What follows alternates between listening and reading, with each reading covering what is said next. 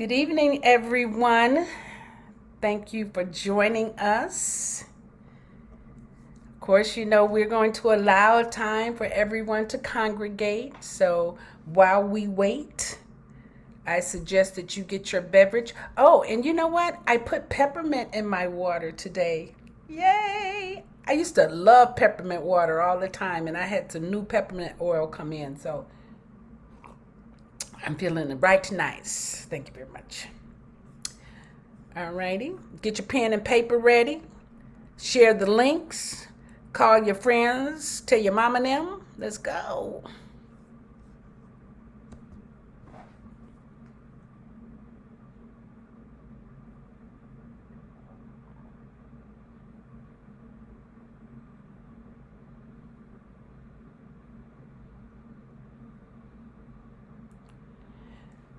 Now we usually start right at 7:05. So if you need a few minutes to do something, use that. I like to give people. You know how we are. We know it starts at 7, but then the reminder doesn't come up till 7, and then we have to run and get our phone or our laptop or whatever. So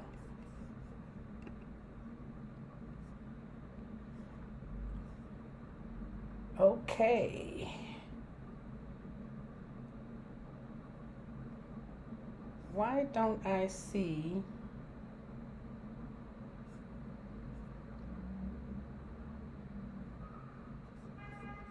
Alanda, do you see it's recording over there? Does it say recording? Okay. Very good. I see recording on my screen. Okay, good. Cause I don't know. I see. I yeah. As long as you have it, I'm good.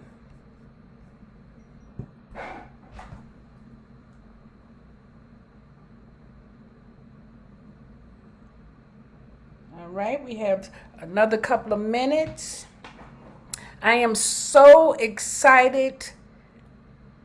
I have to remember not to talk, but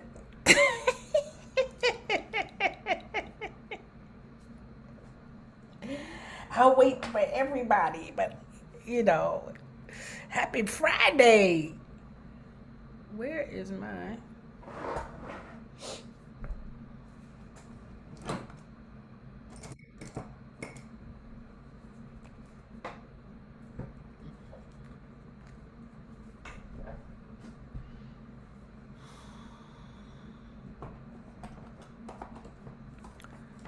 All right, another couple of minutes. And I'm gonna send you a poem I wrote Oh, about the mystic bond of spirit and physical body.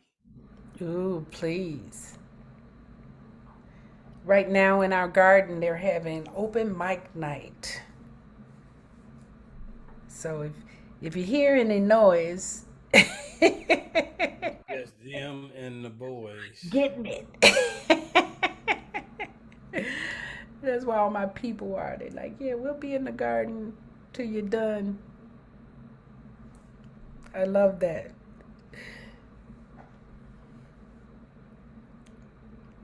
All right, 2 more minutes.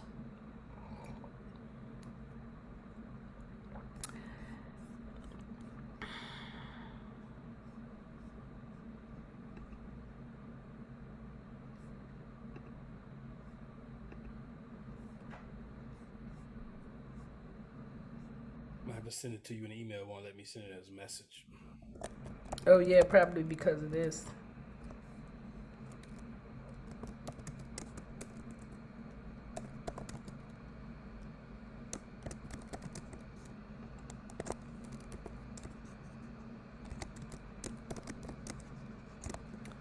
All right, 1 more minute. Ah, really, Tammy? That's what we doing? Ah, got it, Tammy. Yes, ma'am. Between you and Teresa Lugo.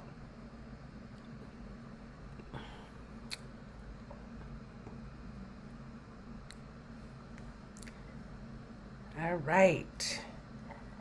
Here we go. Greetings, everyone. Thank you for joining us tonight for day 5 of Ignite Your Soul Connection. Can you believe that it is Friday and it is the third day of the summer solstice? And here we are at the end of an amazing conversation about healing trauma. I was just looking today at how many challenging topics we have taken on over the years, right? If you remember last year, we did Home as Haven, and we also did Let's Save Our Children. We did Let's Save Our Homes, So I just want to be in full and complete acknowledgement of Master Force coaches because this work, the work that you do, the people's lives that you interact with, the time that you volunteer, not just with these programs, but I know that some of you, you do a few, what do they call that? When they don't pay you for your services. And we train not to do that, but we also open our hearts so that if our spirit has us do that, we don't ignore it. But don't come to us like that, please. but I do want to acknowledge you for that because it takes something to be that generous, and I appreciate it. So for those of you joining us tonight, I want you to know that Monday we started off with the case studies, and our intention that night was to demonstrate that there are many different cases of trauma that some of us don't recognize. We think that it's just incidents that we need to work through or get over or whatever, but traumas usually have some type of gift for us. And on Monday we suggested that you take on listening to us in a different way to expand your hearing, right? We're not asking you to agree. We don't want you to learn the Master Force concepts so you can use them. We want you to learn the concepts so that you can explore them, research them, see how they work. When the coaches are going through their program, they literally have to apply the knowledge. They can't just read it and study it and take a test. Nope. They have to demonstrate the use of it, and not just for themselves, but for the people in their life and in their circle. So we're actually sharing our principles with you this week in that mindset. And then on Tuesday, we talked to Yetunde about a plan to heal, and we laid out many different methodologies and techniques that are not associated with Western healing. Okay, now it's nothing wrong with not that there's nothing wrong, but Western healing has its place, and what we wanted to do was introduce other components of healing so that you can have choices in the matter, right? And then on Wednesday, Dr. Tammy and I, oh my goodness, we talked about the master teachers. If you did not listen to that show, you may want to listen to it because we walked through what it looks like to take on your trauma and discover what's hidden behind it. Thursday was relationships, and we looked at relationships with parents, our children, our siblings, our lovers, our significant others. All relationships, and including the ones with ourselves, can have trauma, right? And we even talked about trauma bonds too, I think. So, you may want to look at that. And tonight, we have our 2 executive coaches who are going to walk us through the conversation of being spiritually grounded. And our senior most coach, we're going to start with him. And he is, I probably already said this on Monday, but I just can't say enough because this is my mirror. This is my twin. This is my other side. This is my, the universe was like, hey, I want you to meet another Queen of Spade, Capricorn, right? That's doing the work. That's doing the work and teaching, right? And who lives right here in Chicago. Well, he did then. He doesn't now. He's lived, well, I guess Everywhere. both have lived everywhere since then. Right. So, Ausar, will you please introduce yourself to the people and let them know who you are and why I love you so much. Most definitely. Well, my name is Gregory Ausar Stanton. That is a name that I have birthed myself into by doing the work of transformation. I have been in this work with Mushim Suit since 2010. I'm one of the first with that inaugural class, and so I've been doing the work. I met Mushim Suit in early 90s when I was early. I had just started pastoring, but I was in a betwixt between being introduced to Kemetic thought, and I became aware of the a little store called Intango. They had a bookstore there, and I was looking for a particular book, and I called that afternoon, and Mushim Sud answered the phone, and I rushed over there. Now I was in the western suburbs. I came all the way into the city over east, purchased the book, and we've been friends every since then. Yeah. For those who don't know, I have pastored since the 90s. Have pastored traditional to non-traditional to where I'm at today. I'm very adept in the conversation of Western Christianity, in addition to the alignment with ancient Kemetic spirituality also. Have four adult children. I'm a widower of, I've married a 30-year marriage. So I know the power, passion, and pain of Black love. Have 10 grandchildren, and I say they all of my children are grand and not based on the Western definition of having Mm. completed schools or did that's this, that, or the other. And I embrace them and hold a space for my children. Uh, Mm. and That's I work for the government now, working with homeless veterans, or veterans who are experiencing homelessness, because I don't like to label yes, individuals, right. Yep. working in the space of employment. So Wonderful. that's a little bit about me. Thank you. Thank you. That's a little bit, and you'll learn more because we tend to be very transparent. Oh, there was I didn't. There was one question I wanted to answer was, what makes me expert in this subject matter? Hmm. When I was 12, I didn't grow we required to go to church. I was reading the Bible except me for some strange reason. And at 12, I had a conversation with the universe and said, if you are real in my lifetime, show me. And as a result of that, it has shown me. So that's what makes me the expert. I'm in it Okay, and you are. You're in it, and the whole time too, right? the whole time, right? Okay. And then the next person I'd like to introduce you to is my lovely niece, who has been my number one fan in my family the whole time. Even before we became Master Force, I would come over to her and her family and say, "Hey, I want to teach a class. Will y'all come over here with me?" And they would all come over with me and let me teach them. So, do you remember that, Alanda? Yes, yes, yes. I thought it was kind of crazy a little bit, but I'm like, okay, let's go. I was always trying to find some humor and stuff. It's like, okay, I feel like being entertained. Let's go see what's happening. And then the one time I entertained her real good, I called and said, "Hey, you want to go hike the Andes Mountains?" Did you guys do that?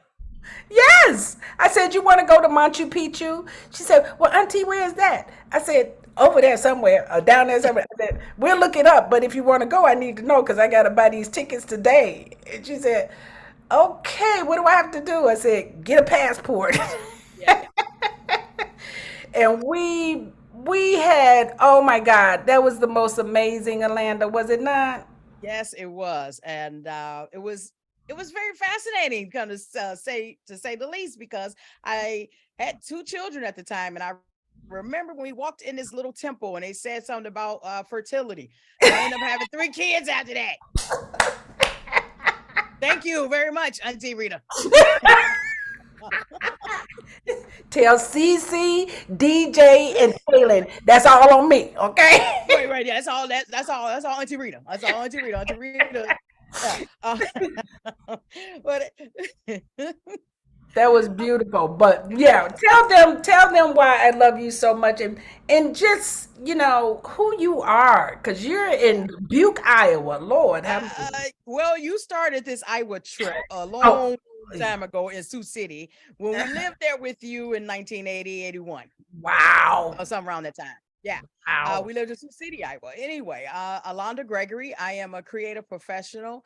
I became a coach in like 2012. I was the first online class. It was 2012.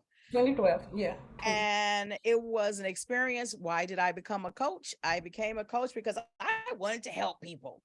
Yeah, I didn't know what all that meant, but I really wanted to change how creatives were seen in the world, how they navigated their lives in the world. And I did not realize that all of this was not just a school we were going to learn a concept. We had to learn application, and boy did I learn application, right? So on this journey, me and Auntie Rita, she's been my favorite auntie, right? Mm, Her and my mom were best friends and sisters, and they just did they did the most. She nurtured as much as she could. She nurtured me after my mom passed when I was 13. She did her mhm. very best. She took us in when my mom got sick and had to start working at for the federal government. And so we went and lived with Auntie Rita in Sioux City, my little sister and I. And there were some things that happened, it was there in all of these moments that we shared from. It's so many stories. So we might have to have a story time uh with the coaches. Story time with coaches. Oh, let me But write that down. I like that.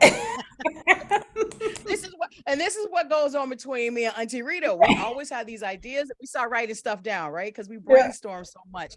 yeah. And I too have a Capricorn best friend here. We call her sister.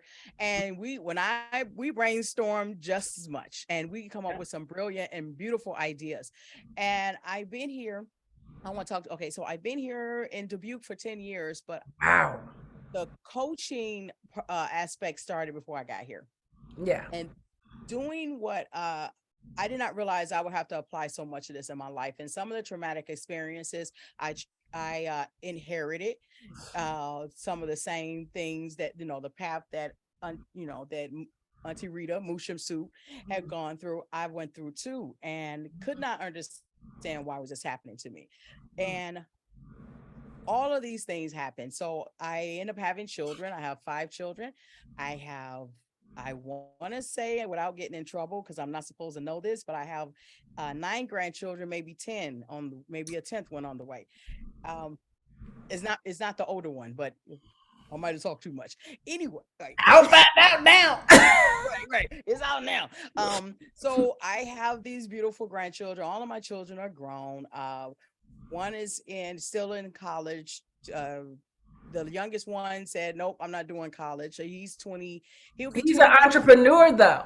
He's an entrepreneur. He is. So Mhm. all of these people, I get the chance and the honor to see all of them be these people that I just adore, right? Yeah. So there's this saying, you be the person that you wish, you be the person that for you, which you wish you had when you were younger or something like that. Be that person Yes. you didn't Yes. have when you were growing up. And that is who I am, and I'm learning to be. And I won't say rough around the edges. I am transparent. I am funny. And we talk. I heard you all talk about sarcasm, and I am one of those ones. I am I'm a Gemini, so we kind of like shapeshift. We can take on a lot of different forms to be who we are. And it's a pleasure to be on here again to talk about this, because all week I have been just unpacking a lot of things. And Wow. every time I agree to do this, here comes the universe. Like, hey, let me show you something.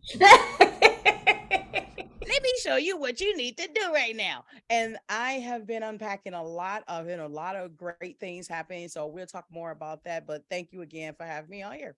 Yes, wonderful. Thank you. And I so agree with that, Alanda, that the universe is like, oh, you might be doing that, but I also want you to do this, this, this, and this. And it's all in here, with stuff, and I'm like, whoa, okay, and Hmm. so we still do that, and we still do what we said we were gonna do. So thank you. Yeah, absolutely. So, I wanted to share this question because last night I asked the same question to the speakers. Uh, I was noting that Osera was the only brother that kind of stepped up into this conversation. And why do you think it is that some of our brother coaches are not dealing inside, or it may not be that they're not dealing, but not coming forward in conversation with healing trauma? What do you think that might be, Osir? Well, one, we just learn to deal. We in our minds we deal with it. It is what it is, as if not drilling down into it will heal us, but just it'll go away. Or dealing with it from an external place. If I can fix it, if I can correct it, and not knowing that there's something behind it, you should just sit inside of. And sitting in things are uncomfortable for men. We are just So, programmed to want to do something about it. Something happen and avoidance if you can't make it happen. so do you think that it's inside of men um, being not having the skill set to face their trauma, or are they dealing with their trauma inside of themselves alone and working it out? I think it's more of a lone thing. Men cry in the dark. When things Oh, I remember a book called that. Yes. when things are going on, you may not know it. Even their friends don't know it, unless they're up and close and personal and live with them. But the number of men that die, and people say, "I didn't know that about them," because we can hide some things really well or act as though we don't care. Okay, I can see that. The weakness, even when we look at the trauma experience of the enslavement, how the men could not show their affections, could not show any form of weak. You don't want to expose any form of weakness, and doing the work oftentimes appears to be weakness. Really? So wait a minute. I need you to expound on that. You said doing the work can appear as a form of weakness? Right. I mean, because you have to acknowledge awareness, that I'm not that I desire to be, or take on ownership of your role in it, or realizing that something has happened to you. Um, that is really something that's key. Yes, I can definitely see that. Because most of the time, there was a time, and I think even when you and I were working together, that 80% of my clients were men. And now that's not true today. Oh, Most of that's my clients are women, and I still have about 10%, maybe 15% men. And by the time the men get to me, they're usually at an emotional done with their, so they're not looking for solutions. They're like kind of done. like Right? want to start afresh and not deal and, with and it. leave everything. Leave It's like everything. sweeping. You got a pile under the rug. It comes back. It's unfinished. Right. Earth school don't pass you along. Nope. You're gonna keep recycling until you get it. Yeah. Okay. All right. Alanda, did you want to add to any of that? No, he made it makes so much sense. It He makes said that. so much sense, doesn't it? Gosh, yes. Yeah, Yes. I don't have nothing to add to that. Right. Because I've had some traumas in my life that nobody know about. And fortunately, I'm in this work, so I work through them. I don't have to expose who was the perpetrators of certain things. Yeah. I don't even have to make it my calling card, because it's for me to do the work. Like, I could very easily write books about what has happened to me. Oh, Um, me too. I right, mean, you all know, you probably know many of my traumas, but you're right, not all of them. right, right. Right. Yeah, And sometimes some traumas should be exposed. Like some of my traumas have been exposed inside of the therapeutic relationship, not in when I was doing therapy, but as a coach. that's As right. a To coach, share. as That's a right. model, as a Absolutely. model. It works if you work it. So we have to give them a real scenario and how I used it, and not to say if they use it the same way, but this universal principles will work. Yeah, That's right. I'm agree with yeah. Because stories do heal. that's right. All right. Well, thank you for that. So now let's get into this conversation about being spiritually grounded, right? Spiritual groundedness. And the reason that I actually think this is an important conversation is because a lot of our young people are not being raised in church. So they aren't getting the tools that many of us, whether we consider them healthy or not, we still had a sense of community and something about being in church, right? So how do we get the children to those, right? But before we get to that conversation, I just want to find out, how would you summarize this week's conversation on healing trauma before we actually get into the spiritual groundedness? How would you summarize between the two? What would you say? How would you summarize this week's conversation on healing trauma? You want to go start first, Alanda? Yeah, I will. Oh my goodness. I said unpacking earlier, and that is how I have to categorize it.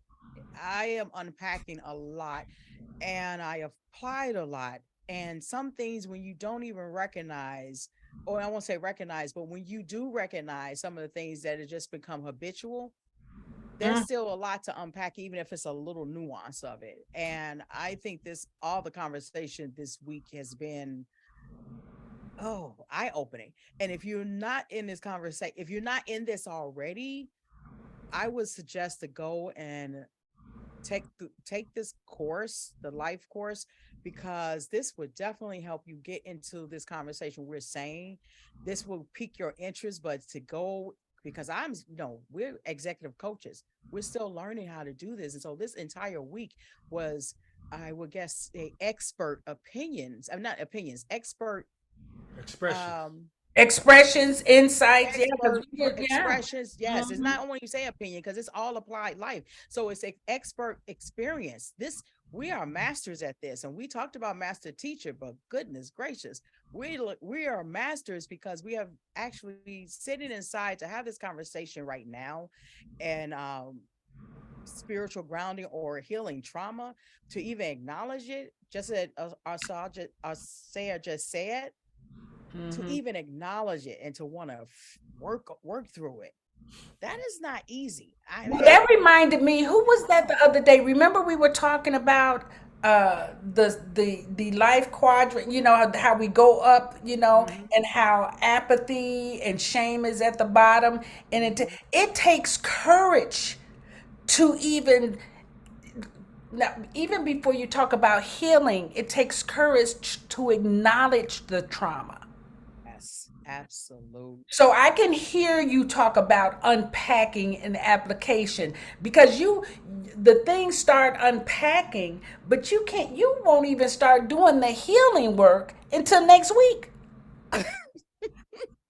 It's Right. the because the stuff starts showing up, right? And then you have to do the assessment, you have to journal. It's so many people think that, oh, just because you become aware of something, that's 50%, that's half of it, you're halfway there, that acknowledgement, so that's good. But Yeah. now, how do you actually heal?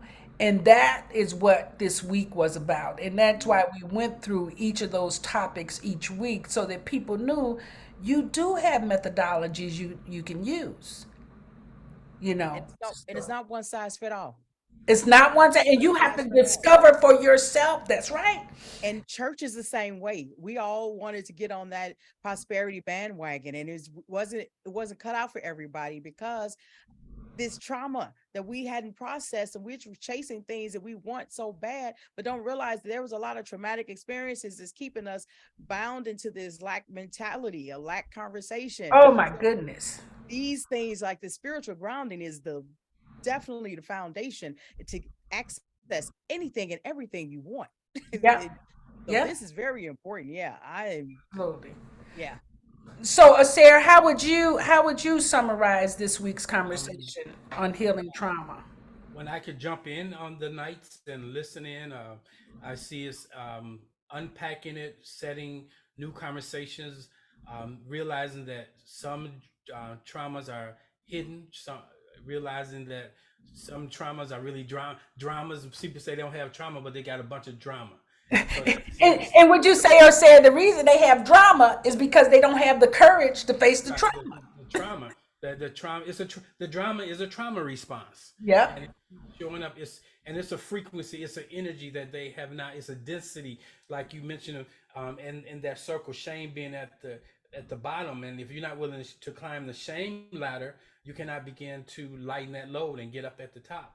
And when you get at the top, now you can look down and drill down on all of that and see the forest for the trees, the beauty of the tapestry that you've been. So this week was about listening and hearing not just stories and people being drawn to the stories that were shared, and then not just the stories, but to we I've heard some solutions being unpacked. And so and I think this has been a like a initiation for some that are on this broadcast tonight. So That's um, wonderful. this just the and the piece that we're bringing into this conversation is the spiritual piece. Your traumas are so physical, are so material, and we try to deal with the physical and material world um, physically, but we're missing a whole dimension of who we are. Earlier this week, I heard somebody say the adage that we're spiritual beings having a human expression, and so the human expression is the material aspect, and we try to heal that from that dimension. But we need to be able to step into who we really are. I am India.Arie say, I am not my skin, I am not my nose, I am not the things that I have experienced. I am a I am an invisible being. I'm a spirit being, and so that's what spirituality is all about. Wow. Yes, and I just want to acknowledge that that Tammy said the reference that we were talking about, and the reason this is important because again, we want you to go and do the work too, if you choose to. But that book that we referenced was Power versus Force by Stephen David Hawkins, one of the Hawkins. But it's pretty popular. So if you go on Amazon and put Power versus Force, actually. Just so you know, one of the things that we do is that we try to find free resources. So if you go and Google that, you can find the PDF as well. So, okay, very cool. So In now, essence, go ahead. for Hi. those who are watching that don't know the difference between, you want to just um, give a summary of power and versus force. Which one should people be leaning into? Well, that's good. So it's kind of no, I really don't. Do you want to? Because that book is one of my favorites. Right. Really? Well, I haven't. It's on my shelf behind me. I haven't Yeah. yet read the whole thing. Um, I would see power more of a material aspect. Mm-hmm. Force being energy, source, spirit. So, having not really read it, I would lean into it saying that we should operate through the force and not forcefulness, and which is power is forcefulness when you materially try to push something, try to make something instead of force is allowing it. The force be with you, kind of thing. I think one of the reasons that he wrote that book is because, just as you were saying, we don't understand, we don't even get that the energy that is inside of us, which includes our emotions, our frequency, our vibration, is really far more valuable than anything else on the planet. And, we think that it's money. We've been trained to believe that it's money. And so we have literally given up our life force, right, for the value of money, which does not have the same value as the energy that is within us. Can you hear that? So Yes. when we're working through the different frequencies and vibrations in the book, we're learning how to raise our vibration so that we can get to the point, as Alanda said, that we can generate, create, manifest anything that we so desire, right? But society keeps us low in that apathy, low in that shame. Everything, every commercial, every advertisement, everything is to make you feel bad about yourself. And so you have to go and do something material to not feel bad about yourself. You got to spend some money. You're gonna have to go on vacations. You're gonna have to buy some of them tight fitting things. All that. But it has nothing to do with you finding out who you truly are and how to raise your vibration so that you can live in a world of mystery and wonder and adventure and discovery. So I hope I didn't overdo that. Did I? Mm-mm. I can tell y'all we going over time tonight, so No, I'm gonna just tell y'all right now. Was that okay, Osara? Yeah, yeah. All right. So now, can you guys give me 3 ways in which you can tell that someone else is not spiritually grounded? Like how, because, when you're working with your clients, how do you determine where they are when you come into their energy? How do you know how to respond? So I'd like to be able to point to 3 ways. Actually, we can have 6 ways when you're done, or 9 if I pitch in. So what would you all say are 3 ways that you can tell that someone is not spiritually grounded? Anybody can go Well, first. what I do an assessment. Um, so in my coaching practice, I work with people of all faiths, and so my time with them is to clarify their faith. Are they walking? Are they doing? So your faith is so essential to what your belief system is. But we have these faiths and belief systems that we are out of alignment with. So eh, I'm looking for that. I'm looking for their truthfulness to what they say they believe. So I get them to start talking about that. I'm looking for um, their. You want 3 things to so that I know if their interconnection, if they're Oh, outward focused, is one. okay, so yours would be outward focus. Okay. Uh, if they're outward focused, that tells me that they're not Spiritually normally grounded. spiritually Mm-hmm. grounded. If they're they are um, if there's no authenticity, Mm-hmm. if they are if they over identify with a group, if they over identify with external things like their physiology, if they are male or female, if they define themselves, how they define themselves, tell me whether they're grounded in the physical aspect of their personage or if they're grounded in the spiritual. And another one would be I look for nature, how nature is part of their life. Mm-hmm. Like, do they take walks? Do they take baths if they can't get to the lake? Water. So I look for their roles with nature. Wonderful. All right. All right, Alanda, what would you add to that? oh, I too do assessments with Mm-hmm. clients when I used to do one-on-one. And one of the main ones was how they were holding themselves accountable, right? Mm-hmm. Were they speaking as a victim? Like they telling the story what everybody did to them and what and I get that because we do sometimes look at that because that is an awareness that we don't really take on until after we get inside of, oh, I could have responded a different way. So, right?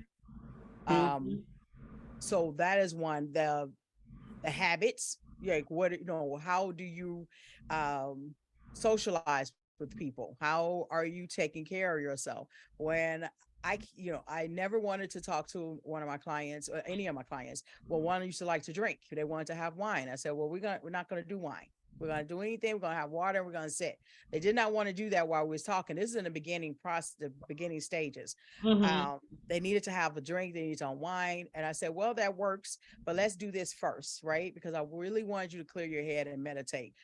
Meditated with somebody and they fell asleep. I too fall asleep if it's too long.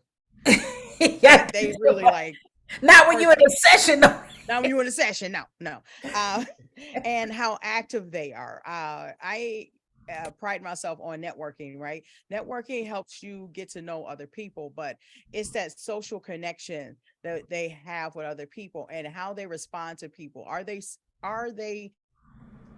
is something stopping them from connecting with other folks? So I'm looking at how they connect with the outside world. How do they engage? I started seeing what I who I was in the beginning before I started doing this work. And so identifying, I'm able to identify because some of these qualities I had to before I broke all That I know that's right. And, that. and that because the spirit is gonna work with you before you start working with somebody else, right? True, because when realized that I could not go and put hands on people, that's when I like, yeah, that's not right. I can't do that. I think my Oh Lord, your I'm just grandma, saying okay? that was just one of those things that I had to learn how to, because the fighting was the initial response. I mean, I was trained to do that.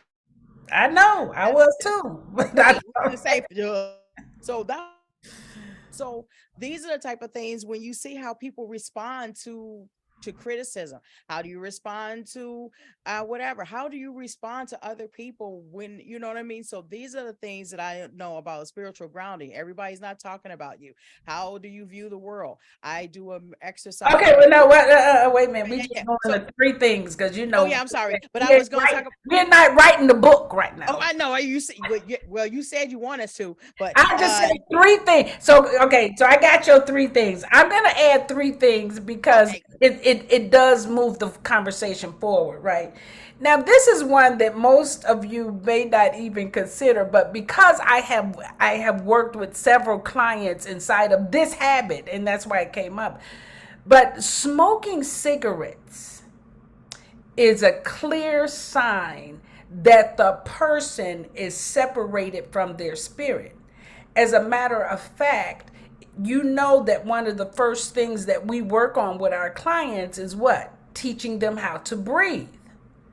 Well, if you put smoke in your lungs, you're already causing interference. Can you see that?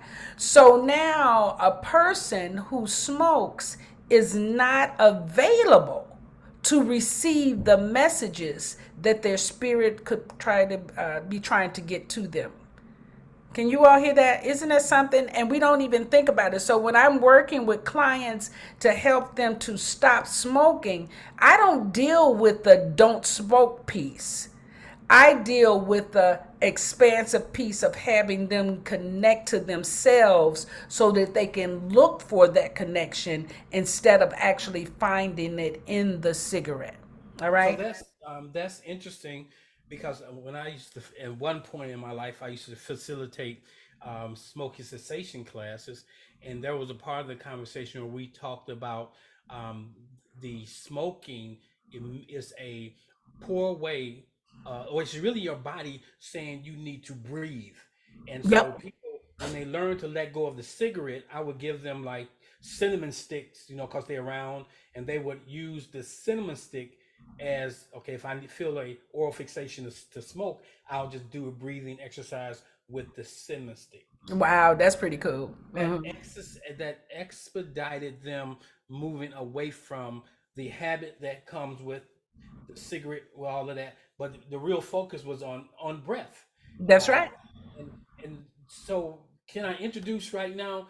Um, anytime you have a No, traumatic, is no, not it's yet. not Not yet. yet. Okay, We're still on the three things. I got okay, two more. Okay, I okay, got, but write a note, Greg. okay. We're coming back to that. Write a Yeah. note. We'll come back to it. The second of my three would be people's relationship to food. Now, one of my mentors, spiritual mentors, has written books, have taught me that food itself is what kills people. And especially right now, because they're putting a lot of unnecessary ingredients in American food, right? But also, the addictions to the mouth and oral sensation causes you to miss the opportunity again to connect with self. So I usually introduce intermittent fasting to people so just so that they can see how the body craves food. And most people do intermittent fasting because they want to sustain their body weight or release weight or whatever that is. But actually, intermittent fasting is very important so that you can cure your addiction to food. All right. And in curing the addiction to food, that leads you into a deeper study of yourself, and you'll find other things to do. Maybe even like Greg said, go for a walk in nature. Yes. And then the last one that I look at for people are their sex habits. I one of the reasons that I love people being married and in relationships is because that's one of the best places to practice abstinence, right? So that you can ground yourself inside of your relationship with yourself and your spirit. Married relationships is not all about intercourse.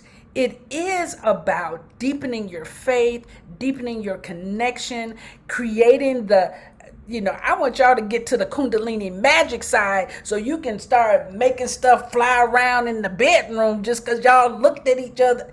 Okay, I know. But anyway, sex habits. So those are my three.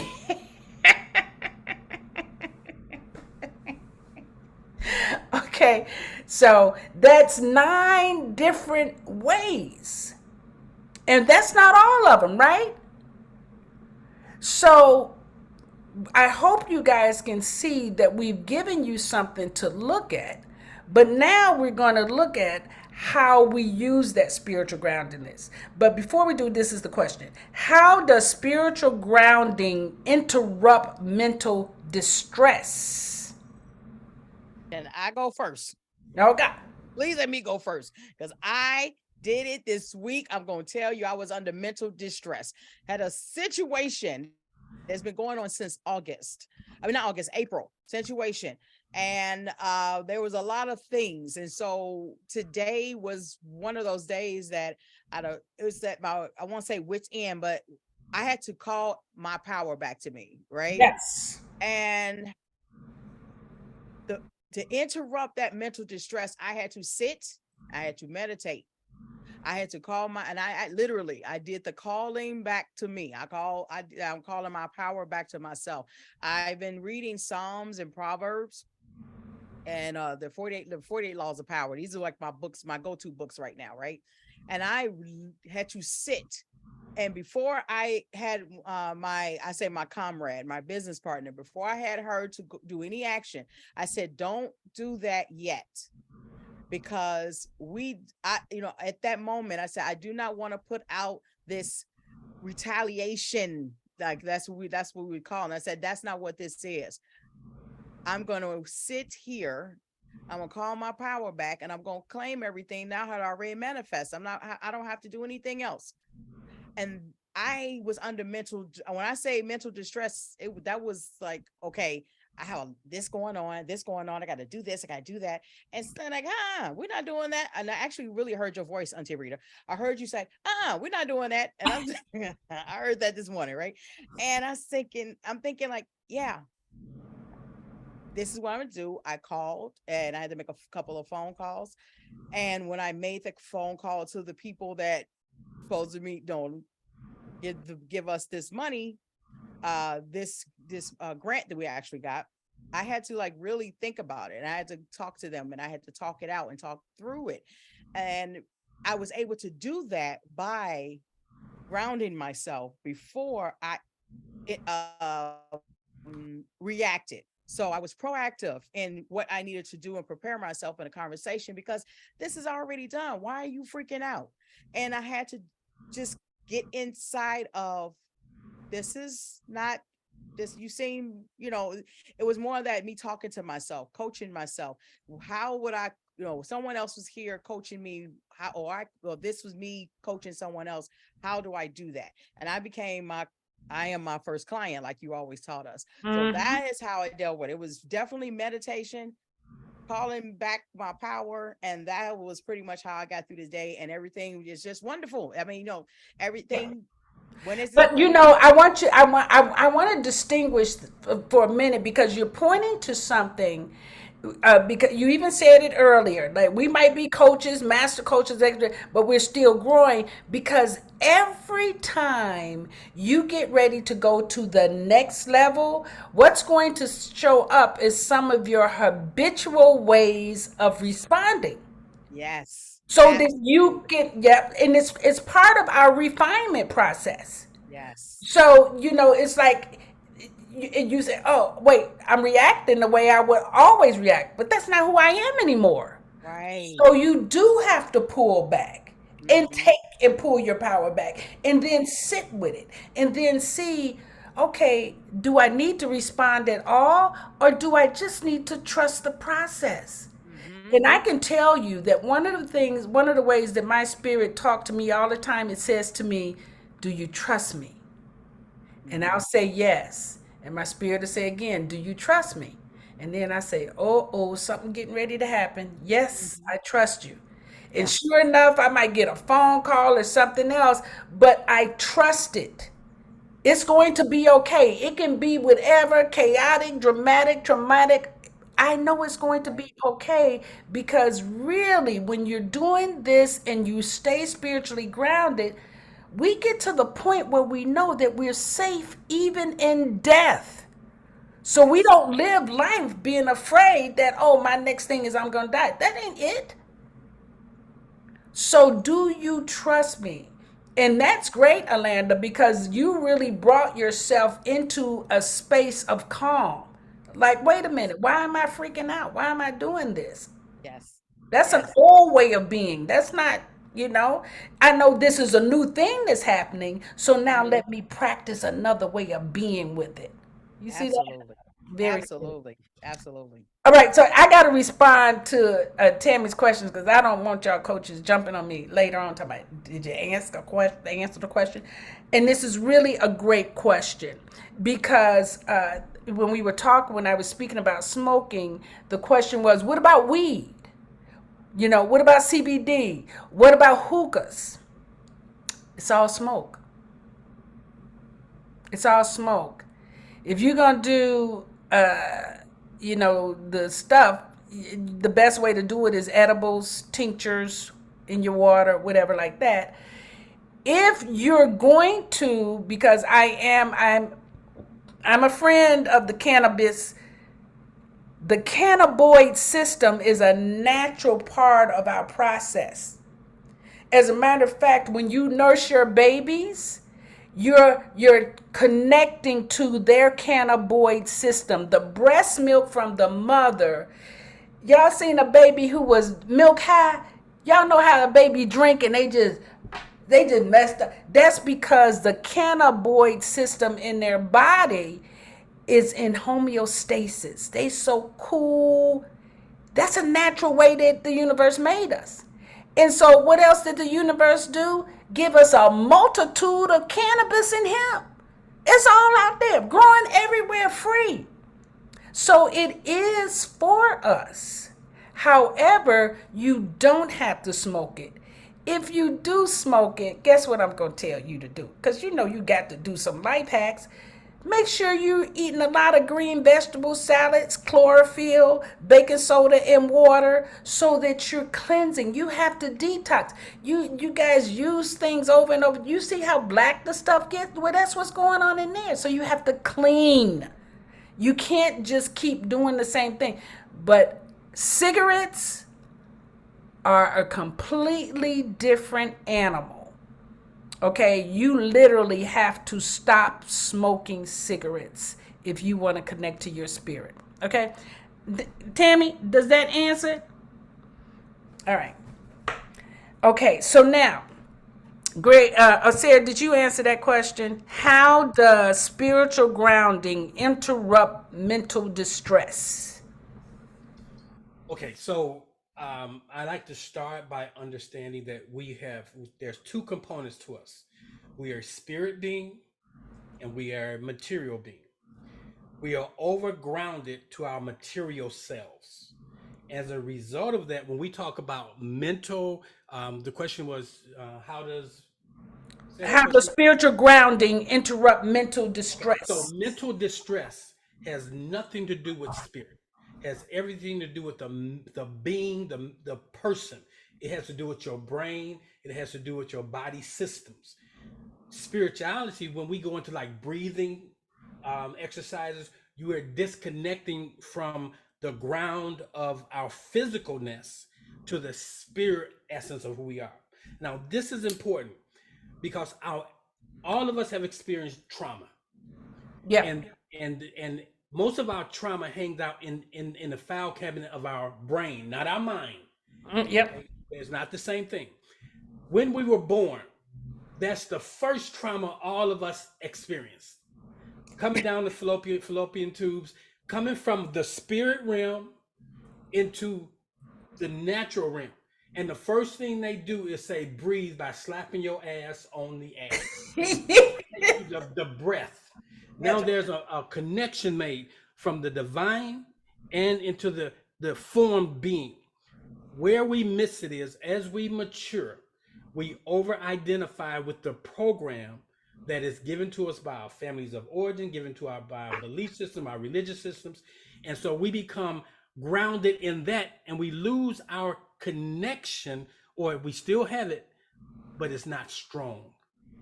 So we have to learn the interference and the way to interfere or disconnect from the mental situation is to breathe.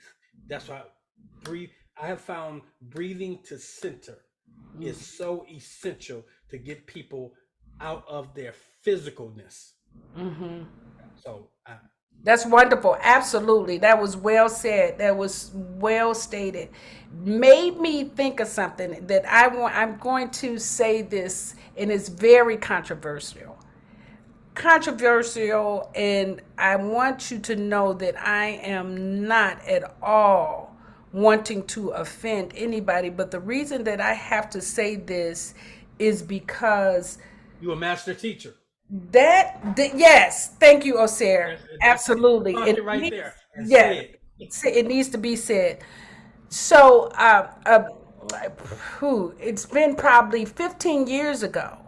I read a study that said in our community, in the what did we say, the indigenous people community, Mhm. our community, we have a very high rate of cesarean birth. Or what do you call it when you do the baby? Is that what that's called, Alanda? When they take, yeah, right? We have a very high rate. And when that actually happens, it interrupts, Osir, a natural process that you just talked about. Because when the child goes through the birth canal and they have to suffer through a death moment where they cannot breathe, there is a darkness that they have to reach in their soul for the breath, right? They have to reach for the light. But with the cesarean birth, they don't have that experience. They don't struggle with the birth canal, right? Because they just pick them out and then they have to hit them to breathe. When they go through that birth canal, they're trying to come out looking for the breath. Because of that disconnection at the spirit realm, we literally have to teach our children to ground to their spirit because they didn't connect in the womb. Do y'all get what I'm saying? That's how Yeah. deep this stuff is that's happening in our community. And you have mothers that are not spiritually grounded. Exactly. So when you talk about generations and generations of children who the mother wasn't spiritually grounded, gave birth to another child that wasn't spiritually grounded, that also gave birth. See, it would be different if somebody would interrupt and say, wait a minute, let's sit down and breathe together. That Like would when interrupt some of this stuff. our first child was natural childbirth, and we went through Le Mans, and it was Yeah, yes. breathing. It was breathing. Yes, we did too. I would. It was so interesting that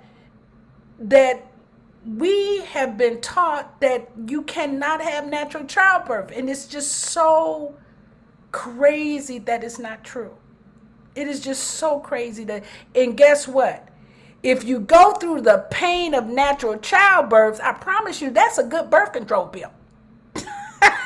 You would be like, oh, that's enough to stop having children. So we can talk about that, but I just wanted you all to know that as we are seeing these young mothers, those of us who are the grandmothers, the aunties, or whatever, let us start trying to get this message back to being more natural, where we're giving natural childbirth and we are putting that baby on the bosom when they come out. Okay, so I know that's a different conversation. We'll have it another time. But when you brought that up, Osir, I was like, oh, okay, that I got to say something. So again, forgive me. I am not wanting to be offensive, but that is something that we have got to curtail in our community. Okay. I agree. I have to agree with that. Um, Yes. I, I had three Yeah. cesareans, Yeah. And but I just put in the comments what happened. They almost tried to take me out of here. yes. Those three, those children, but those children were huge. My body wasn't ready for them. And that, Yeah. had I had natural childbirth, I probably couldn't have had the other ones because they all had big heads. But then we're gonna talk about something else. Well, but see, but that's when, but see, That this was is a what I'm joke. saying. It's like when I had Zakor at home, 8 pounds, 8 ounces, no stitches. It's a practice that we have to teach That's true. people how to do that. You understand? We That's have to teach that. And that's what's been missing because who was that said the other day? There's no grandmothers. right. Grandmama used to deliver all the babies. You know that? So now people are just going and okay. So okay, good. Yeah, we All we could that's another one. Write that down. That's another right.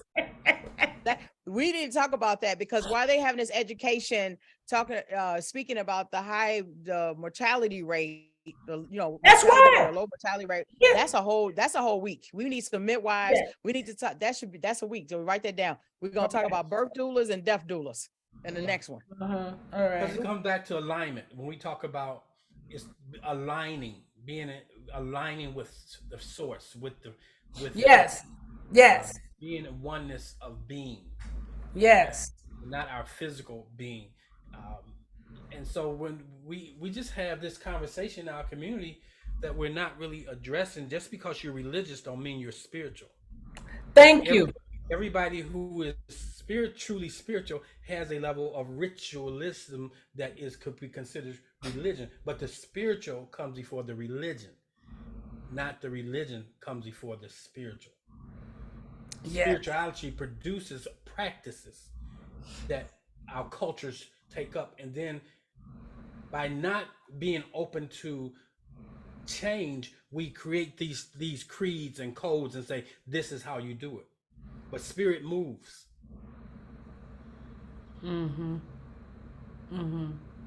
And that, you know what, Sarah, that's why I have such appreciation and admiration for you. And also, Timothy, our other pastors, because you have pastored and ministered to people, all these years through the Bible and the Word, and you know the truth, and you're bringing it to them so that they can move from religion into the real truth of what spirituality is. By relationship. Yeah, but most of our pastors have sold us out. Yeah. Because see, here's the thing with religion. Religion is so the Bible is a coded book. Just like if you read the Coming Forth by Day, what some people call the Book of the Dead, it's Yep. coded. You cannot Yep. read it. You cannot read it literally. If Yep. you do read it literally, you're religious.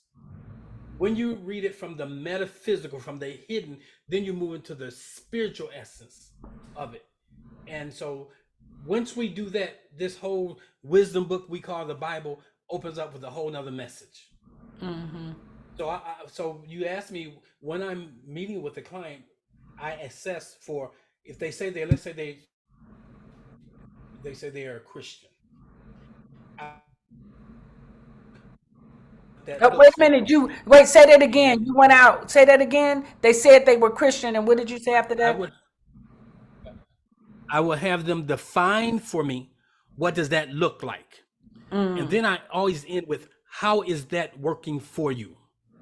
mm, And if they say it's not working, now many times in the privacy of a session, they'll say it's not working mm-hmm. because with the religious group, they can't say that or they're going to experience another level of trauma being ostracized. Oh yes.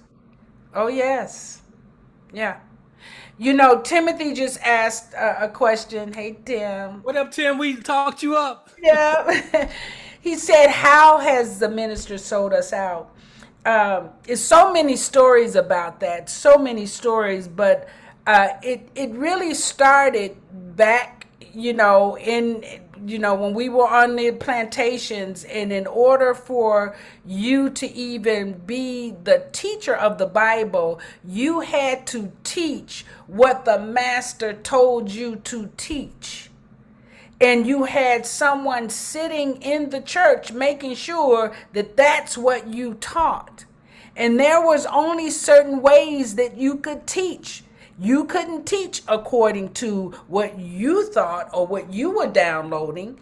You had to teach according to the way that plantation owner wanted to control its stock. That has trickled down. Our stock is being controlled inside of that same conversation. You all don't see that politicians go into the church and tell you all how to vote. You don't do any research. You just let the minister tell you who to vote for. You don't think that's the same? That is the sellout. We were raised to know that state and church weren't supposed to do that, but we allow that. And then also, it's been demonstrated that most of your charismatic preachers are gorgeous men with good words. That is a criteria.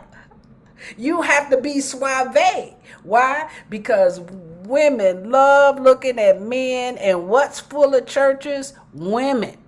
TD Jakes ain't fine. But TD Jakes Oh, got I'm some sorry. things going. You shouldn't have said that out loud. He's a wordsmith. He Yes. has an excellence that is presenting, and he has a large woman's ministry. Yeah. So and they And this, cultivate that. I'm not saying this against any of them. I'm just telling you, for those of you who are ready to overstand being spiritually grounded, you have to be willing to look clearly, observe without judging. Because I'm not judging that. I really know that church has a place. But for those of you who are moving beyond, you have to be ready to teach people who are moving out of that space. In But order to teach, you have to acknowledge what's truly going on in there, but you have to do it through love. You but can't I, do it. I say that it doesn't have a place because if it had a place, our communities would not be the way they are. Say Because more it's about that. if it's really transformative in nature. But It no, would I'm not going to give the church that credit. I didn't say no, that. no. I'm saying if Yeah. it was transformative in nature, our communities would not be out of alignment the way they are.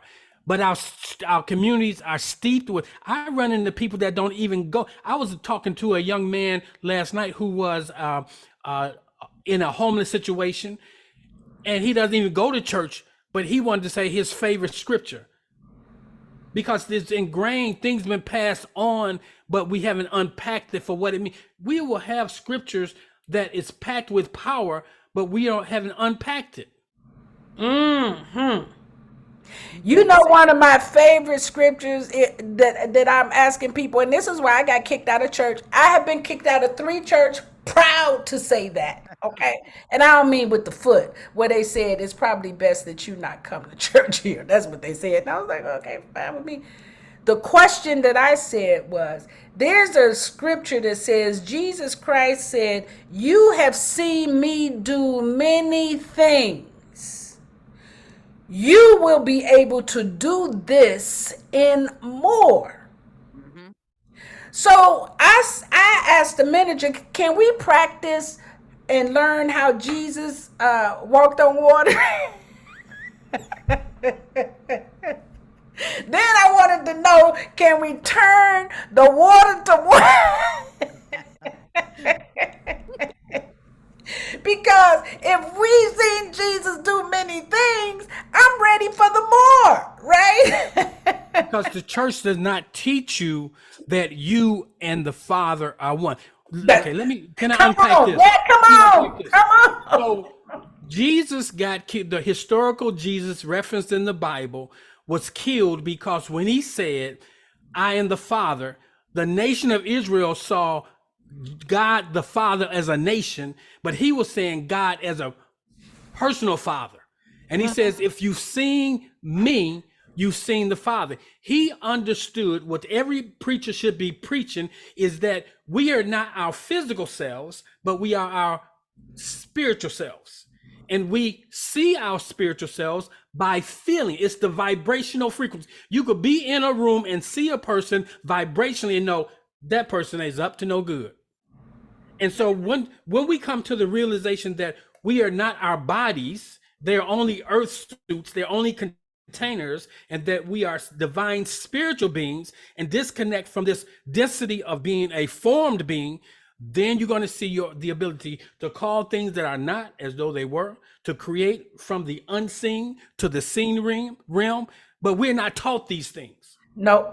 And you know that's so true. And this is what caused me to get ostracized from my family, is because I with my initiation of breaking my hip, thigh, and knee at Right. 17 and receiving that book called The Power of Your Subconscious Mind, well, the Queen of Spade and the King of Club in me is naturally a person to distinguish concepts. So when I read that book, I knew that I had something significant. And so I began to apply what that book was teaching me. And in applying that, I discovered who God was working through me. I and God became one. Right. And I got rid of that term God. Thank you. Yes, because I have that. Yes, the universe, absolutely. It interferes. It anthropomorphizes, or it gives source the divine human quality, which is it. So I call it it. Okay, I call Out it of respect, universe, and I call what it. it is. It is. I mean, it's the same. It is what it is. Yes. But if you say it is a man, then you limit it because That's it's missing right. the femaleness. So Yeah. the scripture tells you source is neither male nor female, nor Jew nor Greek, nor Yeah. white nor black. Yeah. Nothing material is it, but it is in everything material. We have to learn the physical. Wow. And so That's when we talk Yes. about the trauma is in the physical. yeah. Yes, it is. And then we traumatize our spiritual selves when we define ourselves and stay limited to the physicality of who we are. Yeah, I like here, Tammy is Source. yeah, source, creator, universe, prime creator, because really the piece that worked for me was being able to visualize and see myself walking across the stage to graduate with my class after being laid up in the hospital most of my senior year of high school. I had no idea how that was going to happen, but the book told me that the best time to visualize is when you wake up in the morning and before you Mm-hmm. go to bed at night. So Yes. I'm on a mission every night before I go to sleep, and I'm on another mission when I wake up in the morning. So I am always present to what is the thing that's being created in my vision. Same thing Joe Dispenza did when he had his traumatic being ran over by that truck. He was laid Okay? up in a cast. He did the same thing until you learn to go inside. The kingdom of heaven is inside. It Yes, is not your brain. It is nothing physically that has to do with you. It's it's it's it's that place of imagining. That it's that place outside of your head. that's It's right. the field, the mind. And Well, and everything. you know that's also why they killed Tesla, because he said if you want to know who God is, you have to start with vibration, frequency, and energy. And when you understand Kemetic spirituality, if you ever get a chance to read the book Spirituality Before Religions by Professor Kaba Hiawatha Kamening, he breaks down all of that, which we talk about Amen, we talk about Ra, all of that is talking about science of energy. Yes, And so once we understand the energy behind the thing and not the density of the thing, and we go for the energy of the thing, we can shift any situation we're in. that's right. Mm-hmm. Mm-hmm. And Mm-hmm. guess what? If you have a situation today and you start doing the work, you literally can get an answer within 3 days. That three is real. 369 is the That's right. frequency vibration of creation on the planet. Don't let anybody tell you that you are not connected to a divine source that will, what did you say, Osir? It will change immediately. Or, well, not immediately, because the only reason it won't change immediately because some things Well, happen actually, in it place. does change. Right. Yeah. You It just changed in don't the see invisible it. realm immediately. Yeah. Right. But it begins now you gotta hold that frequency, hold that vibration, and Yeah. then it will shift what's going on in this realm. Yes. So we have to Yeah. walk outside of time. So when we talk about this whole trauma, we have to understand the trauma conversation is more tied to our physicalness. Yes. If we really want to break the trauma, we got to begin to define ourselves as divine spiritual beings that yes, we have chose to come here, we have chose to experience these things, but we've chose them so we can master them. That's right. It's about mastery. That's right. Whatever That's why they right, say, that's right. right. More masters are on earth right now than any other time in history. Why? Because of all of this chaos going on. Right. Okay? So Woo. that's right. We're here to master this. Woo, y'all almost had me. I almost forgot I was on here. I was started shouting. I'm like, wait a minute. Y'all Oh. had me shouting. I was like, oh wait, hold on. I was getting ready to get up and move around. Okay. Oh, But Sarah, can you write the name of the books or send me the name of that book along with the author's name so that I can actually share it with the people who are listening? Okay, thank you. Let me Now, put it. I'll put it in this chat. Our chat. uh, I'll mm, put it in our chat, can you do you and you have can your phone? Can do you have your phone with you? If you could put it in your phone, I yeah. could just copy and paste you Okay. Okay. because Okay. I'm not on I my got it. phone here. Gotcha. oh, I All was gonna right. tell you, Okay. you can still save the chat when you're done off of here. But that's a whole nother The never whole mind. nother, and I don't Never want to have mind. to give myself one thing to remember. But anyway, Okay. I want to go through now and look because I'm telling you, okay, I'm not worried about the time, but let's look at some of the different type of practices that we can create to begin to generate spiritual groundedness. Okay, so what would you say, Alanda? Do you have any? Do you have a couple of favorite practices for you?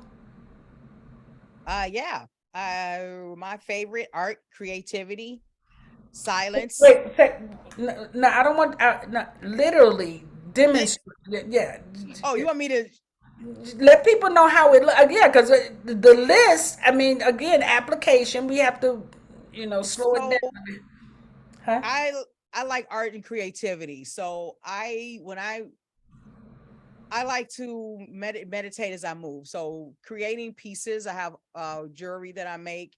That is my way, one way of meditation because I'm focusing on that and decompressing. Right. I also paint. Mm-hmm. Um, I will write or create a event. Like we have an event coming up in August. So I just go into this whole nother like way of being. So that is my groundedness because it helps me prepare for other things, right? So preparing for one thing as I'm creating, that helps, so that help me get back into myself, collect myself. Creativity is like my go-to before the silence and well, my other ones, but that is my go-to, getting creative. I don't know if you remember, but early in our start of Master Force, we used to sit around and crochet. That was after my time. See? But my we grandmother used to have me crocheting. Yes. Yeah, yeah. Crochet. Let me tell you, you talk about meditation, and then you get done, you have this beautiful scarf, unless you eat ya. When you get done with each was like, what can this be? Well, I wasn't they crocheting was never been. I'm with each. I always just crocheted one string something. That's what she would be like. What? So creativity and Yes. art can, and again, it's more about that practice when you're doing it from the inside, not necessarily when you're performing. Mm, Performing is not the same type no. of spiritual groundedness we're talking about, right? No, Because because when I'm done making the jewelry, like I would create this, but then I can sell it, right? So Mhm. that is and acting is another, that's me getting into a character to be a Good part of one. a production. That is, I have to get into a groundedness, right? Mhm. I was in a play years ago and I had to get into spiritual grounding, and it was a Christian play, believe it or not. And I did really well because I remember that. you Yes. remember that? Yes. There was church people that really thought I was a demon. So I must have really got into character for them. You So got in I, character, huh? yeah, I was in character. So they wanted to lay hands on me, cast me out and everything, but it was just a play. But that helped me staying grounded. And that was also during a time that I was having this moment of disconnecting from the ex, going through a lot of things. And a lot of people don't know during that first run of that play, I almost jumped in front of a train. So why everything For that everybody think story. Mm-hmm. so my spiritual grounding is not only I was doing that to help me to get distracted. So people got to understand distracting from your problems is not spiritual grounding. Right. That Right. is one of the things. And so you have to know that, when I think I heard something like that earlier this week. You have to really know that this is me thinking of how, like you said, how we're gonna resolve this. No, what is the end of this? What do I want to see? How do I want to see myself? What is this problem, this challenge? How are we gonna, how what's the solution for it, right? So the creativity is just one of my biggest. Joy and laughter is another. I love laughing. I love telling jokes. Mm-hmm. I love making other people laugh because and it's a release, and it's just as my nature. So Right. that's What just would me. you say, Osir? What are some of your ways of practicing being spiritually grounded? One of my favorite is sleeping, daydreaming, taking naps. Taking naps is a good Are one. those all the same thing? Well, that's just, I do them at different times of the day. Oh, I good. sleep at night. Throughout I my love day, that. right, throughout my day, I purposely set myself up for a daydream, Yes, sir. and I get there by looking out the window, Yes, sir.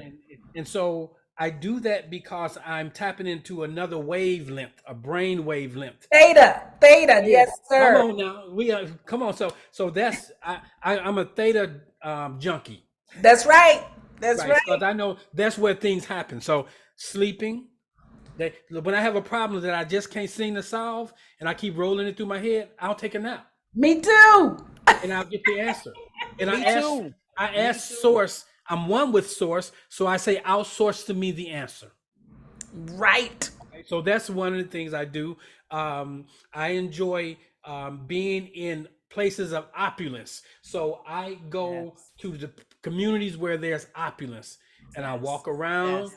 I don't go looking like a bum. I go to like I'm in resonance with what that is. Yes.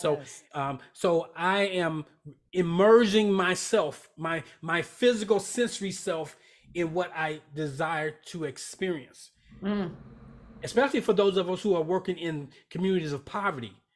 Because if you're seeing it and feeling it, your vibrational frequency will be pulled down. And you have to, this is why it's so important. And you know, we used to say this all the time. If you are operating on side of what we teach inside of the genius factor, you have to disconnect from your environment every six Yes. You weeks.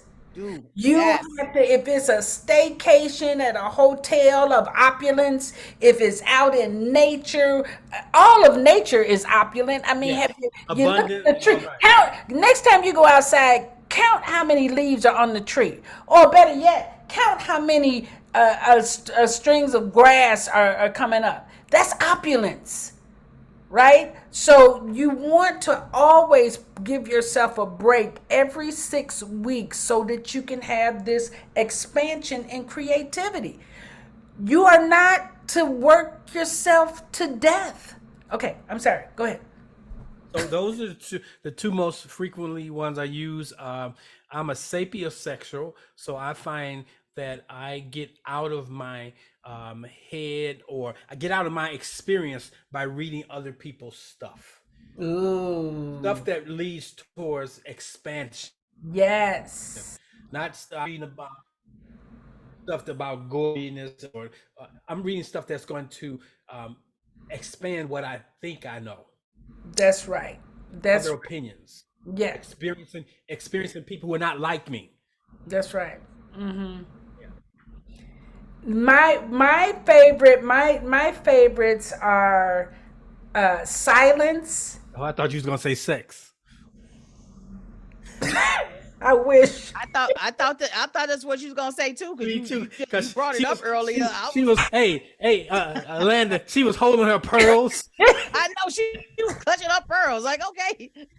Oh, all Well, right. the universe has had me in a state of celibacy for Okay, going into 10, 12 years. So that is not on the top of my list right at okay. this moment. Uh, but I'm open to receive.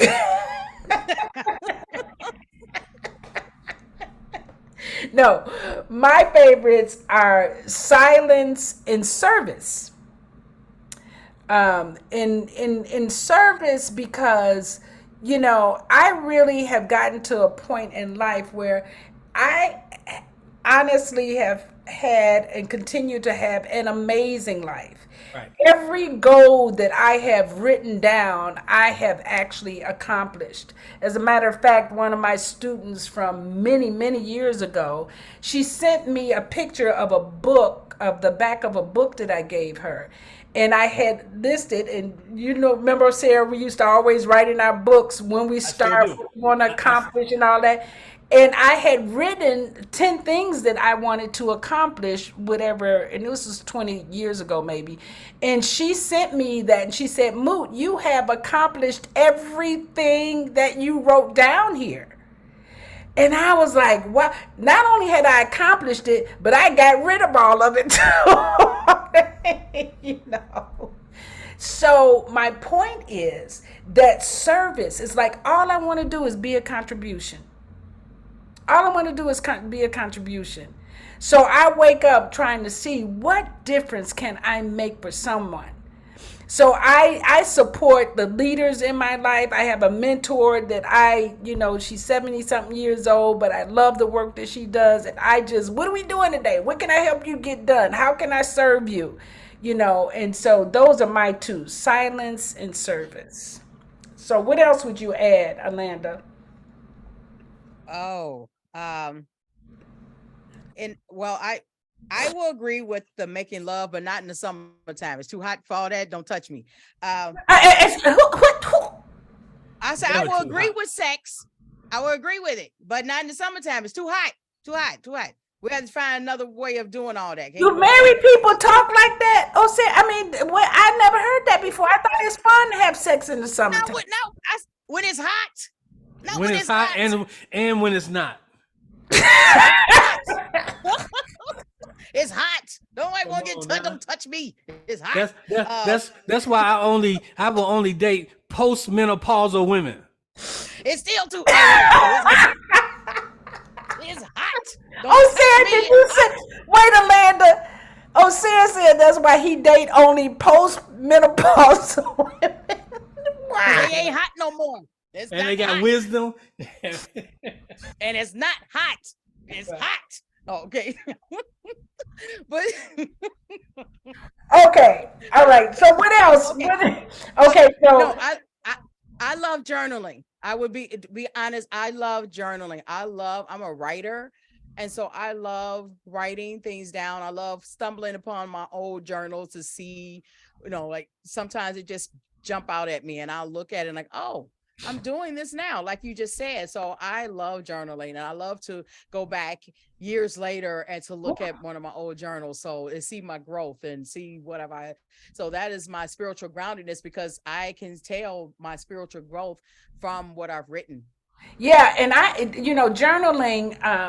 We consistently teach this inside of our work too, because one of the best ways of getting out of your head is to journal. And I don't mean people say, oh, well, I type. No, that's not the same thing. There's a natural metaphysical connection between your hand and writing and how your brain operates. Mm. So it's inside even of the manifestation process. You can write something down, and it's more of a creation than just thinking about it. Right. And Yes. it's yours when you write it. And it's that's right. It's yours when So you write it. journey. I used to tell people, they say they can't make something happen. I said write it down, just write it down. And sure enough, it happens as soon as they write it down. Why? Because a natural thing is activated. It's like it's Potential. the alignment. Oh, Right. Sarah, it's the alignment is created. Right. And you bring it from the invisible to the visible Yep. when you do that. Now, one of mine is I love to take baths. Ooh, So yes. I always have had big bathtubs that because I'm a big person now, and I like where I put as much water as I can in there. Sometimes I'll put some Mr. Bubble in there. No, I'll get something that's. But I just like bath. The water is and it takes me back to the birthing. And I always sometimes I try to float. I'm going to try a flotation chamber. I've been I reading. am too, oh Sarah. I'm gonna try that. They have one in Chicago. And Yeah. that's a good way to disconnect from your sensory self. Yep. I was listening on that. And then another one for me is dance. Hmm. Chicago Hold on, oh Sarah. You went out. Hold on, oh I dance Sarah. to my partner. I did so that Go back a little bit. You went out. After. I love dancing. Uh, Okay. I'm a stepper, Chicago style stepper. Oh, Some people step to numbers. I can't count. I don't count. I dance, and it's a way of expression, of Yeah. flowingness with my partner, the Yeah. music. But now, what's important to me, I listen to mostly classics. And when you listen to classics, mhm. the wording is different. They're talking about love. Yes. They're talking about, Hmm. so it's a different. So I like dancing. That's a way of expressing spirituality for me, freeness. Yes. Yes. Alanda, do you have? Oh, let me give you my two. So my next two would be time in nature. I literally love being in anybody's forest, anybody's lake. I like taking my shoes off. We have a garden over here, and people are like, "Why do you have your shoes off? It's dirty." Like you can't just wash your feet. you you know. But of course, there is something very real and magical about receiving energy from the earth. So it's part of my healing regimen to go and put my feet on the ground, at least a few times a week. I wish I could do it every day, but I'm still practicing getting out of the house. Okay. You begin to resonate with the resonance of the earth. Yes. So that's Yes. something, and that's a good way to reset your frequency. Absolutely. And then when I'm gardening, it's been demonstrated that putting your hands in soil increases your serotonin naturally. It's the best thing to help with depression or any type of disheartedness. So, being in the garden and actually time in nature, you know, are my two. What else you have, Alanda? I like nature, but I'm not going outside. I'm not taking my shoes off. No, I like it, but I'm not. I love in the rain. I like going out when it's raining and when it's like a breeze and I can sit outside. Even if it's start raining, I can sit in the rain. I don't know why. I just like the rain. And it's not surprising that you two Capricorns like the earth and all that because I mean, you earth signs. Of course you love outside. Right, Of course right. you think outside is awesome and you touch the bugs and you okay with them I and all didn't of that. say I touched the bugs and I'm okay with them. You That's put going your a hands bit. in the dirt. I mean, I love plants. I love plants. I could put it that way. I love plants. So my two, I would just definitely say, I said like one is time in nature, and I don't know because I have a lot, but I love all of them. Mm, And they definitely I do a card readings for myself when I'm ready to, I always sit down and do a couple of spreads and with destiny cards. I look at my destiny cards, I read them, but I also do a lot of just regular like tarot cards and stuff, and just to do a couple of spreads and how I'm feeling or what I'm feeling about somebody else or what's my next move, that kind of thing. So that helps me stay spiritually grounded. wonderful. Oh, Sarah, you have any other ones? Well, the solitude, I love being. Most people think I'm an extrovert, but I'm really an introvert. I love being alone. Yeah. Um, I could be with a crowd of people, and I just need to take a break and sit over here and watch y'all, or just be still. So solitude is a big one for me. Silence. I come home. Sometimes I don't cut anything on. I just sit in the. I don't even cut the lights on. I sit in the dark, and I'm not depressed. I sit in the silence. I have no fear of the darkness, but it's just like being in a tank that these coming away from the sensory, coming from outside, you got all the lights, all the whistles, all the sirens. Come in and Mhm. sit in the silence and sit in the solitude. Yeah. Yeah. It is so amazing that I love coming home.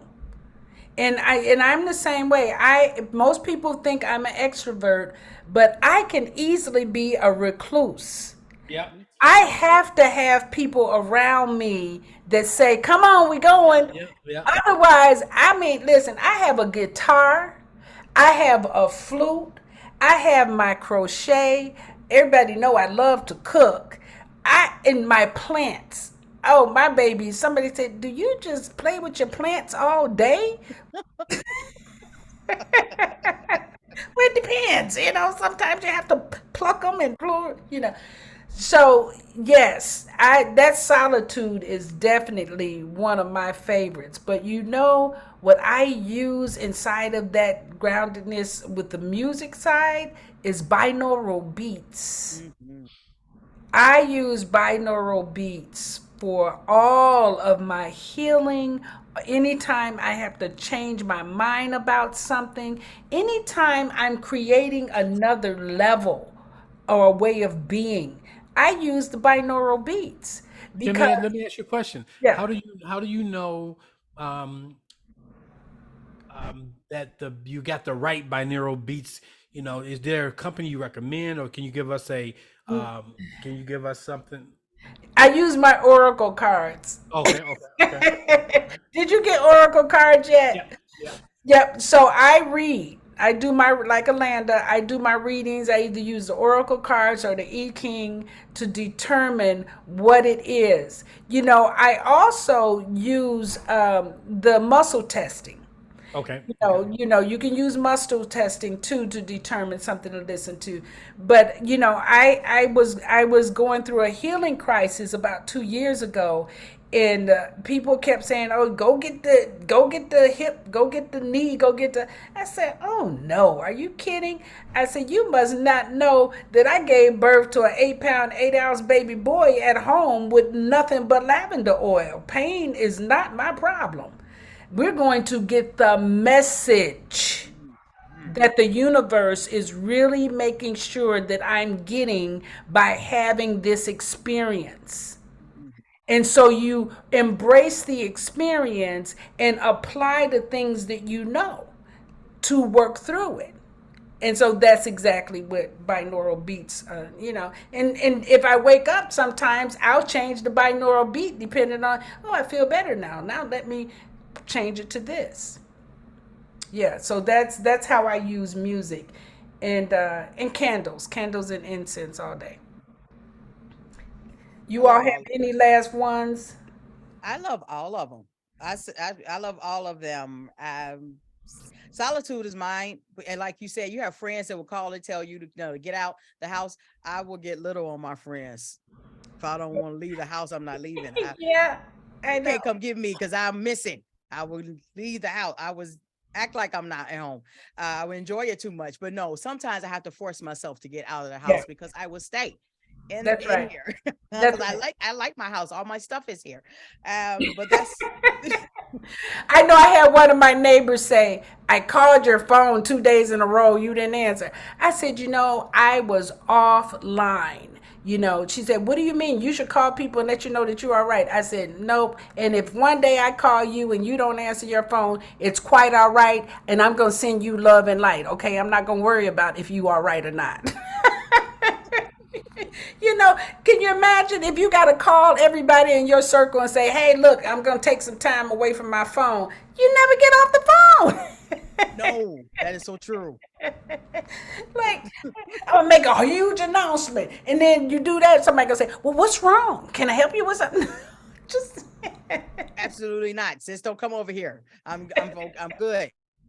So I do want to agree with the whole when you spend time alone and not taking like things for pain and all of that. I am learning so many lessons about like responding and how to respond to my body when something is wrong. And I'm in that space anytime when something is wrong. I'm tapping in, right? I'm tapping in. Yes. I'm checking in on what's going on. I'm not going to take anything. I haven't taken up. I don't take any of that stuff. I take my vitamins and things like Oh, I live for my all I do is supplement. Matter of fact, I heard my friends talking in the living room today. I don't know if they thought I didn't hear them because I was in the office, but they're like, "We better hurry up and eat because at a certain time, if we don't eat, Rita's not eating anything, and she's not gonna feed us either." I'm like, uh, I can hear you. Right. That's because she like her solitude. So she don't feed you. It's time for you to go. But I thought that was so funny. So sure enough, at 4 o'clock, they're like, "Let's go. We gotta go eat because she's gonna be coming. She gotta get back." But that I agree. I do because I had a lot of different issues, and the intermittent fasting was one of them. That helped me. I do not eat out of, like you said, eating out of have to really remember, like, have I eaten yet? Or did I have water? And I would just don't think Now, about it. water, I make sure I do have. I do. Yeah, and I Yeah. would not do it either, right? Because I'm doing something or I get I caught up in literally something. have gotten timers and everything because it's like, I have a tendency. So, but Oh yeah. I want to be mindful because we've gone past our eight Okay. thirty mark, and I just want to And I got to hit the street. You gotta go dance. see, Kiana. He talking about hitting the street. When I said I was gonna hit the street at 9 o'clock last night, you threw a hissy fit. Listen to him say it, talking about, and he dressed too. Got Yeah, he ready. I'm He going to always dressed. You dance. know me. He going to step. So, do you But guys have any final words? Do you have any final words for our conversation tonight? Any final words as we close out this week I cannot. Yes, I can. I am just really so committed to our continued ascension, our ability to articulate these challenging uh, concepts, but also to keep them light enough that we're not having people feel judged or even feel shamed because we have a different way of viewing things. But I do want us to continue that type of expansive conversation because it's what's been missing.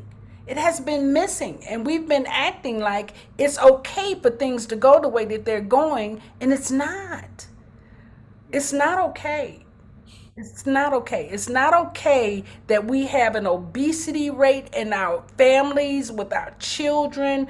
That women die from, what was that statistic that Tammy gave? That indigenous women die from heart problems, which is probably the easiest thing to fix if we would just pay attention to what? Our nutrition.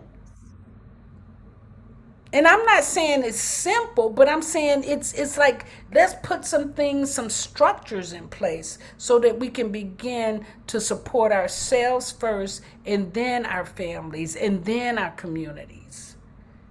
Okay, Yes. can y'all, do you all have any final statements before we come out of here? Ladies first. You want me to go? Yes, ma'am. Okay. Well, I do want to say this. I did a speak. I was speaking at an event earlier this month. I did a presentation on becoming your favorite person. And I think it is so important. I agree with you, Moo, about becoming your favorite person. When you realize that you are that person, you have to be to you what you've been looking for everybody else to be, because it's not going to be found outside of you, right? Mm-hmm. So I always tell people to do this practice. And when I asked the crowd that I was speaking to I have prepped them before I got there. I said, how many times? I said, can you look in a mirror and say to yourself, I love you? And one of the people said to me, she said, when I look in the mirror, I'm making sure that I'm put together, because I can hear my mother say that I'm fat or I'm this. So when you look in the mirror, you're hearing Mm-hmm. conversations. So you can drown out that noise and not hear what people are telling you, what they said you were. You got to look at yourself, and you can look at yourself in your eyes like you look at a lover and say, I love you to yourself. That's Yes. groundbreaking.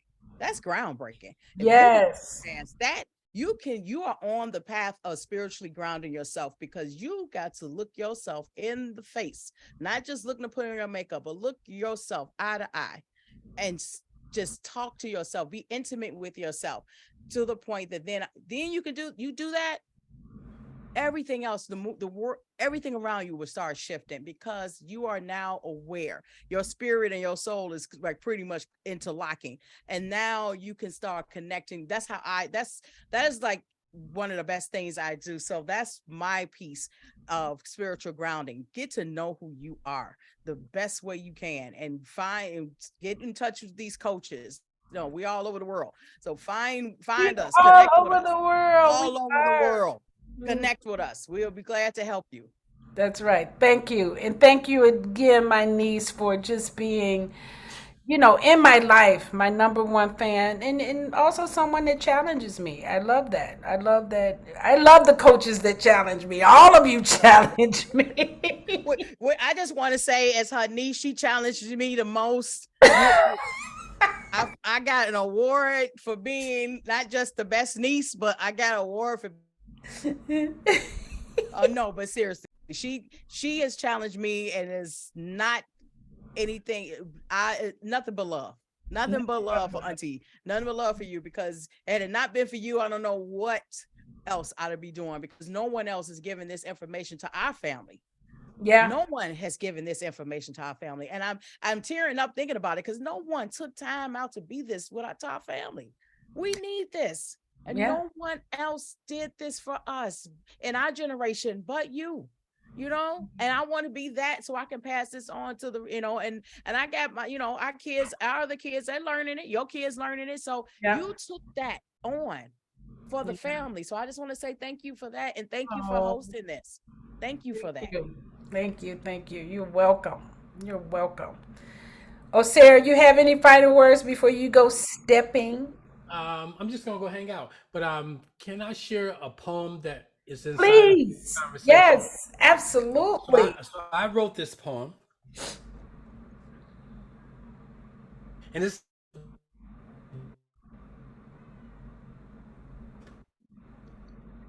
of existence folds, a bond, a story yet untold. Awareness resides within, conscious and aware, but a veil obscures, hiding who's really there. Beyond the labels that confine and restrain, a spiritual being transcending earthly domain. The veil of man masks our essence so true, separating us from source, veiling the view. To lift the veil, a spiritual rite must commence, cutting attachments, breaking the chains of sense. Race, creed, and divisions must all be released. For oneness to blossom, divisions must cease. Source is spirit and must be worshiped in truth, they say. So in Christ, divisions simply fade away. Indifference to claims of separateness and strife, a knife to sever, unifying our life. No Jew, no Gentile, no slave, no free. Through a Christ consciousness, I move into unity. Letting go of divisions, behold with new sight. As the Father does, I see myself in its light. Limit not my being to mere mortal man, for a mystical bond connects my soul's plan. In unity with the Father, eternally entwined, transformation unfolds, leaving no veil behind. Behold the mystery. I'm changed in a blink, awakened from slumber, slumber no longer to sink. The trumpet sound, I rise anew, incorruptible, transformed, radiant and true. I shed the illusion, removed the last veil's grip, embracing my formless essence. I let my spirit slip. I am the essence where Father and Son unite, a dance of mystic bond, radiant in divine light. I embrace the enigma, the truth deep within. Awakened to oneness, my spirit begins. In the blink of an eye, a revelation so grand, the veil is lifted, revealing my true self hand in hand. And so it is. Wow. Oh, my goodness. The mystic bond. The Woo! mystic bond. Yes, yes, yes, yes. Oh, Understand and my goodness. embrace you are God, not the totality of, but the essence of. Let it come forward. Let it come forward. Stay in the conversation. Do the work. Do the work. Stay in the. Thank you, Osir. That was dynamic. That was awesome. Wow, that was that's a note to end on. And I just want to say every coach's name this week.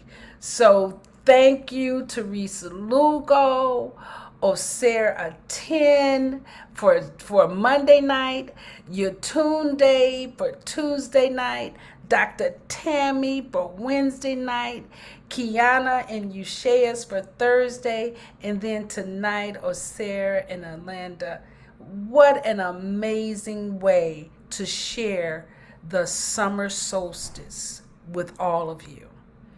And I just thank you so much. And we'll figure out what we're talking about soon because we've been given the word that we need to do this maybe at the equinox. So maybe in September, we'll have another conversation for you. Hmm. In the meantime, you can check us out all over the internets. We're Masterforce. You can Hmm. find us under Masterforce, Masterforce International Leadership Academy, Ignite Your Soul Connection, and a whole lot of other stuff. But whatever you do, we want you to keep mastering your own life force. We'll see you guys next time. Good night. Good night, everybody.